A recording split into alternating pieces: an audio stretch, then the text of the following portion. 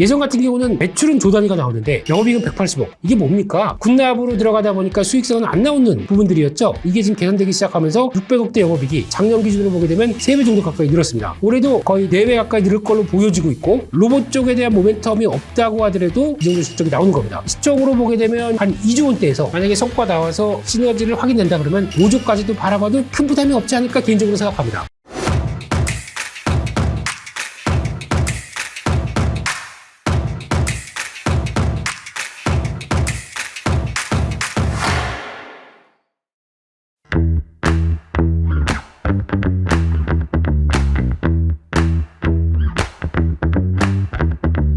네, 안녕하십니까. 오늘 저희 가치투자에서 준비한 내용은 기업 분석 학교. 기업 분석 요즘에 핫해 떠오르는 기업에 대해서 찾아볼 시간이죠. 그 중에 하나, 딱 오늘의 픽은 LIG. 특히 요즘에 고스트 로보틱스를 인수하면서 시장에서 관심이 쫙 올라가는 대표적인 종목입니다. 강하죠? 강한데 어디까지 갈까? 아니면 이게 로봇 쪽을 안고 어떤 변화를 이끌어줄까? 이게 가장 큰 핵심이 아닌가 생각되고 있기 때문에 그에 따른 밸류나 그에 따른 앞으로의 성장성들 요거 한번 자세하게 체크해 보도록 하겠습니다. 일단 먼저 그냥 보는 게 아니죠. 저희 기업 분석 학교에서도 항상 체크하는 거는 업황 봅니다. 산업 봅니다. 그걸 기반으로 인해서 어떤 변화가 나올지를 체크를 합니다. 그래서 항상 강조드리지만 산업이 변화가 되고 그에 따라서 성과가 나오는데 거기 플러스 알파 뭐가 또 모멘텀이 딱 들어온다. 그러면 해당 기업은 밸류를 더 끌어오게 됩니다. 그런 변화가 나올 수 있을 때 일단 LIG 넥스원은 하는 일이 방산 쪽입니다. 방산 시장이 아니고요. 방산 방위 산업 줄임말 다 아시죠? 방산 그러면 얼마나 성장하나 봤었을 때 최근 들어서 그전에도 방산은 전 세계 군비 지출은 계속 이어져 왔습니다. 그래서 이어오다가 한때 약간 2010년대부터 전에 약간 20년까지 좀 정체를 보였었죠. 왜 그랬을까요? 그때는 약간 다원주의가 아니라 이제 글로벌 여러 가지 특히 2008년 금융위기 맞고 그 다음에 같이 다 회복하자라는 관점이다 보니까 뚜렷하게 그런 변화가 없었는데 약간 2018년 이후 19년도부터 이제 늘어나기 시작합니다. 이때가 어떤 변화가 나왔냐면 잘 아시는 것처럼 미중 무역전쟁 그런 쪽으로 나오게 되면 진영 간에서 붙습니다. G2라고 하는 두 나라가 갈등이 생기기 시작합니다. 그러면은 쓱 보고 있는데 저런 식으로 가다가 감정이 격해지면 좀 그러지 않을까라고 하는 우려감들이 커지면서 이제 서로 군비가 점점 더 지출을 늘려가면서 우리 자주국방, 우리 국방을 위해서 우리가 해야 될 게 무엇일까라고 하다 보니까 약간 이때 이후로 점진적으로 늘어나기 시작하면서 지금은 그때는 글로벌 다 같이 한번 잘 살아보자라는 쪽에서 역할론들이 다 있었죠. 이게 떠나서 이제 다원주의, 즉 보호무역주의 이런 쪽으로 나가기 시작합니다. 그러니까 이제 다 됐고 우리만 챙기자라는 입장이 나오다 보니까 여기서 나오는 변화가 이런 식으로 군비 경쟁으로 나오기 시작합니다. 그러면 그때 한국이 딱 K방산이라는 쪽이 어떻게 보면 부각을 받기 시작합니다. 왜 그러냐면 한국의 방산은 일단 또 이런 얘기 들어서 죄송하지만 대한민국은 1950년대 이후부터 북한과 대치된 아직까지 휴전인 나라입니다. 정전도 아니고 휴전이죠. 그러다 보면은 대치돼 있다 보니까 우리 무기나 우리 또 방위산업에 대해서는 꾸준히 개선시키고 끌고 나가야 됩니다. 그런데 그렇게 나갔었을 때 이게 어느 정도 매출은 있지만은 그리고 또 기술 개발은 계속 해야 되겠지만은 어떤 수익성이 그렇게 높은 산업은 아니었습니다. 그런데 이쪽으로 어느 정도 정부가 바이어죠. 바이어고 방산 기업들이 어떤 셀러입니다. 이런 쪽에서 이런 관계 쪽에서 꾸준히 키워오다 보니까 어떤 정부 입장에서 그렇죠. 야, 니네 애국심이 떨어진 거 아니야? 야, 우리 방산 물자를 그렇게 비싸게 납품하게 되면 니네 끼워가지고 돈 벌면 안 된다. 그러다 보니까 기술은 높은데 아무래도 가성비는 뛰어난 쪽으로 발전될 수밖에 없었겠죠. 이게 나오다 보니까 이게 자리 잡기 시작해서 전 세계에서 군비 경쟁 특히 우리나라가 국방비를 높여야 되는데 그렇다고 해서 이거를 막 뭉텅뭉텅 지출할 수도 없는 상황이지 않습니까? 이렇게 됐었을 때 가성비를 찾기 시작한다라고 하게 되면 한국이 최고인데? 라고 하는 차원에서 같은 금액이어도 성능은 뛰어나고 충분히 성과를 낼 수 있다라고 하게 되면 한국방산이 그때부터 뜨기 시작한 거죠. 언제부터? 2021년도부터 갑자기 늘어나기 시작합니다. 이때 방산의 최대 큰 손 한국 입장에서 쪽에서는 폴란드가 되겠죠. 폴란드는 기다려보니까 잠깐 예전의 러시아 지금 과거 때부터 러시아에 대한 야욕들이 점점 커지기 시작하는데 이런 부분들이 아무래도 나토 쪽에 직접적인 뒤에는 나토가 있겠지만 딱 중간국인 폴란드 같은 경우도 우크라이나 사태를 보면서 많이 긴장하고 떨었죠. 안 되겠다. 우리도 자주국방. 그런데 찾다 보니까 딱 뜨이는 나라가 한국 방산 쪽이 눈길이 가서 거기서부터 여러 가지 K2부터 나오는 여러 방산 품목들을 쇼핑, 그쪽 입장에서 쇼핑, 전략적인 변화로 가져간다라고 하다 보니까 한때 2018년도부터 나왔던 방산 물자는 한 30억대밖에 안 됩니다. 근데 벌써 2배 늘었죠. 그 다음에 이때 대비해서 거의 3배 이상 늘어난 모습들인데 올해는 어떻게 될 것이냐.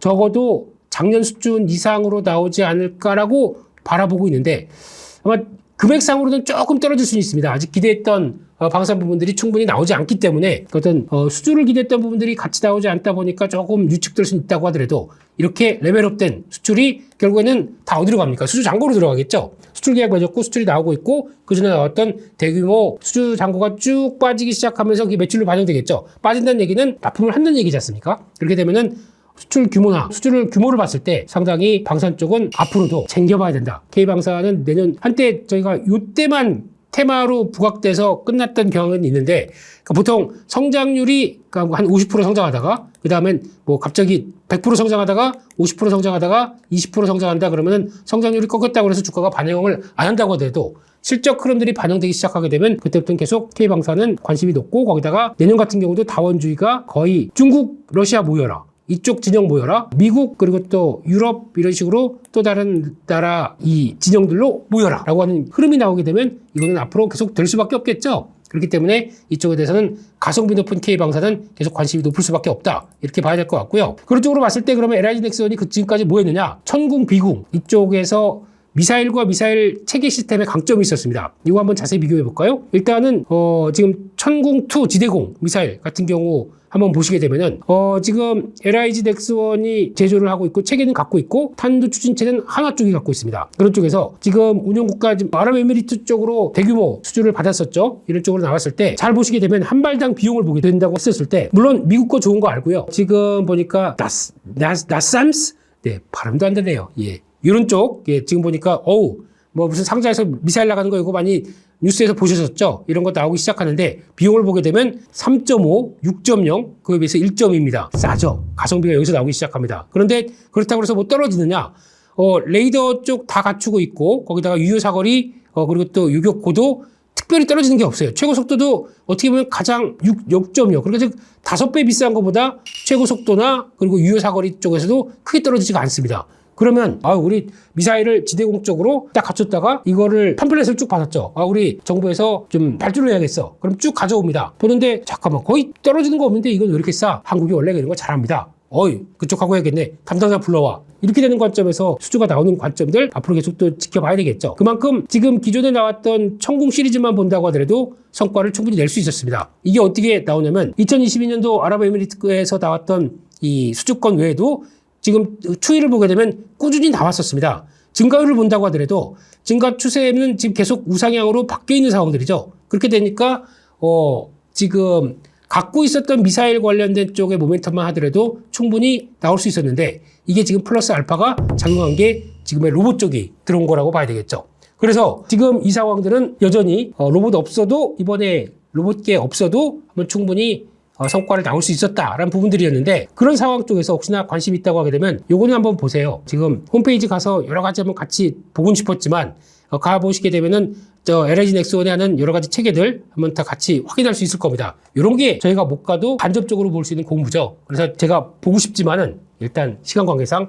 같이 투자를 하는 입장 쪽에서 실무적으로 가서 기업 탐방 가는 거에 대한 아주 미미하지만 한 10%밖에 안 되지만 누릴 수 있는 효과가 여기서도 있다라고 보셨으면 좋겠고요. 그런 쪽으로 봤었을 때 LIG 넥스원이 이제 고스트 로보틱스를 인수했습니다. 그런 과정 쪽에서 중간에 어떤 페이퍼 컴퍼니 그 하나가 들어가 있죠. 이쪽으로 들어가 있고 그걸 통해서 나온다라고 하게 되면 결국은 한국투자 PE가 있을 거고요. 여기와 함께 같이 결합해서 인수를 했다. 아래쪽으로 최종적으로 보게 되면 약 한 60% 정도 지분을 갖고 있는 상황 쪽에서 인수가 들어가는 상황이죠. 한국 PE가 40%. 그래서 이 페이퍼 컴퍼니를 통해서 이제 고스트 로보틱스를 직접 인수하는 이런 단계고 이 회사에 대해서 보게 되면은 여기 잘 보시게 되면 기존 매출이 4천만 달러.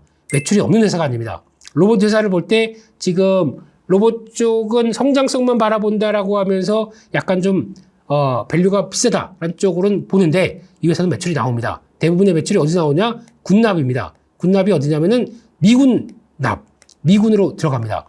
딱 보셔도 아시겠지만 이게 로봇 개라고 하는데 개면 얼굴이 이렇게 있어야 되고 좀 귀여워야 되는데 그 얼굴이 다 압축돼서 여기 들어가 있습니다. 카메라 있죠? 그리고 센서 있죠? 그리고 그에 따라서 보행 가능하죠. 이런 쪽인데 이걸 통해서 지금 가장 많이 쓰는 거는 현재 정찰 쪽 그리고 또 경비 이런 쪽이라고 합니다만 플러스 알파 이거를 어떻게 쓰겠느냐라고 했을 때 여기다 보면은 이제 LIG 넥스원이 잘하는 거 유도 무기가 딱 미사일이 달리기 시작합니다. 달려서 미사일이 이렇게 쭉 나왔겠죠. 이게 달려서 아니면 뭐 여기다 총? 뭐 하여튼 이런 것들이 달리기 시작하면서 가까이 가서 미사일을 쏜다. 라는 쪽에 어떤 공격 무기로 도 바뀌는 상황이 되겠죠. 그랬을 때 LIG 넥스원이 들어왔을 때 가장 더 좋은 구조로 나갈 수 있다라고 하는 시너지가 여기서 나오기 시작하는 겁니다. 방산 쪽에 대한 무게를 둔 로봇 쪽이죠. 그런 상황 쪽에서 일단 여기서 또 봐야 될 거는 지금 고스트 로보틱스의 로봇계가 만들어지는 금액이 약 한 3억 정도가 된답니다.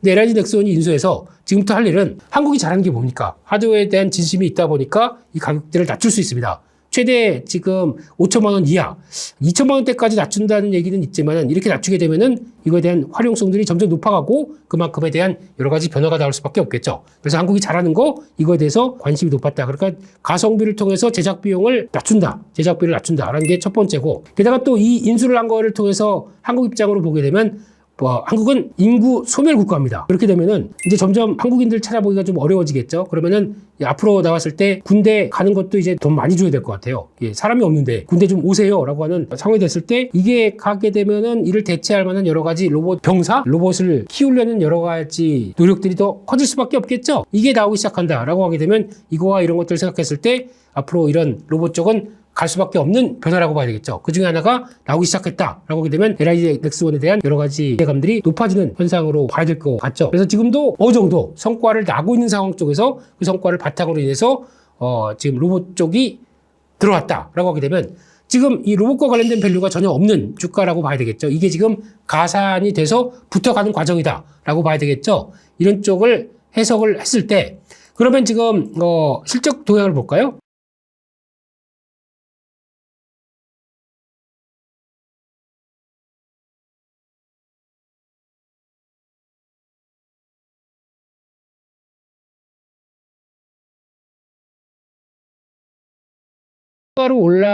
녹화일 기준으로 추가로 올라가서 시총이 2조 6천억대. 그러니까 한때 이게 2조가 안 됐던 주가가 갑자기 이제 30% 올라갔고 거기다가 플러스 또 추가 레벨업이 되는 과정들입니다. 그런데 아까 말씀드렸듯이 지금 실적은 거의 변화가 없다가 2020년도 성과를 내오기 시작하는 부분부터 이제 매출액 자체부터 예전 같은 경우는 매출은 조 단위가 나오는데 영업이익은 180억. 이게 뭡니까? 거의 군납으로 들어가다 보니까 수익성은 안 나오는 부분들이었죠. 이게 지금 개선되기 시작하면서 이제 처음으로 어떤 수출하기 시작하는 UAE 계약, 아랍에미리트의 계약 나오기 시작하면서 그 다음에 바뀌기 시작하는 과정들이 나오기 시작하죠. 그만큼 정부가 아니라 다른 쪽으로 수출로 간다라고 하게 되면 정부에다 납품했던 단가가 아니라 조금 좀 마진을 더 챙긴다는 얘기로 나오겠죠. 이렇게 됐었을 때 나오는 변화가 이제 지금 2020년도에 600억대 영업이익이 지금 작년 기준으로 보게 되면 벌써 한 3배 정도 가까이 늘었습니다. 3배 늘었죠. 거기다가 올해도 여전히 확장세로 나가서 또 1900억대 보게 되면 거의 4배 가까이 늘을 걸로 보여지고 있고 그러니까 지금 로봇 쪽에 대한 모멘텀이 없다고 하더라도 지금 미사일 시스템과 방어체계 가지고만 한다고 하더라도 이 정도 실적이 나오는 겁니다. 앞으로 2025년만 가게 돼도 지금 벌써 3천억대 올해 대비해서 2년 뒤 가게 되면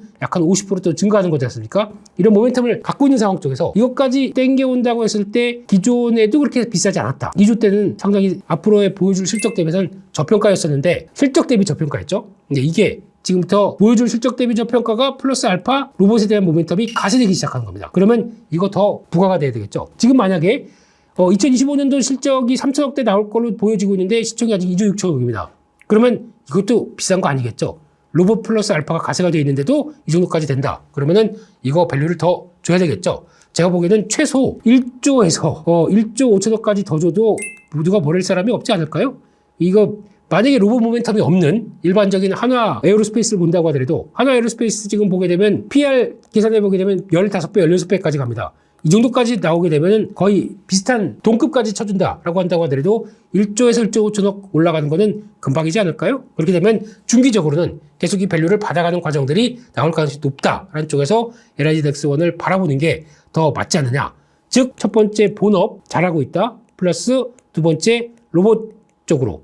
또 하나 LIG 넥스원의 지금까지 신규 사업 중에 뭐가 있었냐면 웨어러블 로봇이 있었습니다. 웨어러블 로봇이면은 삼성에서 하는 보핏 이런 거보다도 다 뭐든지 방산 군사용입니다. 그러면 뭐 딱 쥐어가지고 병사가 뭐든지 다 장착해가지고 로보캅이 되는 거죠. 로보캅 아니면 아이언맨 이런 식으로 되는 과정까지 된다라고 하게 되면 앞으로 벌어질 성과는 좀 더 확장세로 나갈 수 있겠다는 쪽에서 이제 이렇게 로봇 병사의 로봇 아머가 딱 장착되고 거기다가 로봇기까지 같이 데리고 다니면서 전투를 한다. 뭐 이런 공상과학 용어가 나오기 시작하는 거죠. 이렇게 됐었을 때 앞으로 나올 수 있는 여러 가지 변화는 LIG 넥스원에 대한 밸류를 끌어올리는 요인들이 되겠다라는 쪽으로 보시는 게 맞지 않나 생각이 듭니다. 그렇게 됐었을 때 그러면은 지금 직접 이제 주가의 동향을 한번 볼까요? 지금 LIG 넥스원을 보면서 느끼는 가장 대표적인 흐름은 당연히 주가가 급증하죠. 급등하면서 기대감이 상당히 높아지는 건 사실이라고 봐야 되겠죠. 그런 쪽에서 나왔을 때 지금 주가 위치를 보게 되면은 지금 월봉상으로 본다. 주가가 지난 고점 때 나왔던 2016년도 당시에 보여줬던 고점도 다 돌파를 했습니다. 그렇기 때문에 아마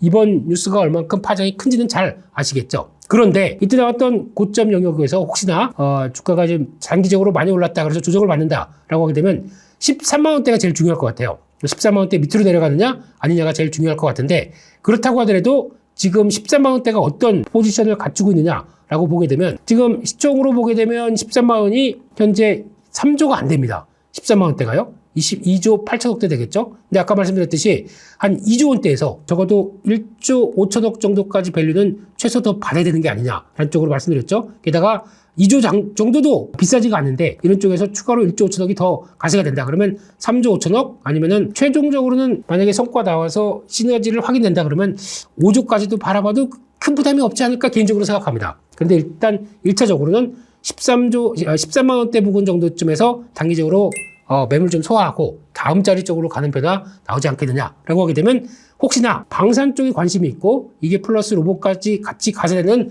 장기적인 그림까지 생각하신다. 그러면은 제 개인적으로는 13만 원대 밑에서 모아가는 전략들이 훨씬 좋다라고 생각이 들고 있고 이게 만약에 장기적으로 5조까지 간다. 네, 그러면 지금부터 앞으로 이 70%가 더 오른다라고 하게 되면 7일은 7, 73, 21 그러면 20만 원대 제 생각입니다. 20만 원도 갈 수 있는 그런 변화가 나올 수 있겠다라는 쪽에서 시총의 타겟을 어느 정도 잡느냐라는 부분들 제일 중요하게 봐야 되겠죠. 솔직히 지금 3조인데 2조 올라가는 거 더 밸류 받고 올라가는 거 그렇게 크게 부담스럽지는 않을 걸로 생각합니다. 그거는 이제 시간도 많이 걸리고 변화가 나올 때다 보니까 저희가 이제 괜찮다고 생각하게 되면 어떤 지점 쪽에서 어떻게 잘 사느냐가 중요하겠죠. 이 정도까지 본다고 하더라도 앞으로에 대한 LIG 넥스원에 대한 방산과 로봇이 결합되는 여러 가지 밸류의 변화 잘 체크해야 되겠죠. 그래서 일단은 만약에 지금 13만 원 들어갔다고 하더라도 한 15만 원대 정도까지는 무리가 없지 않을까라고 생각하는데 그거는 이제 그럼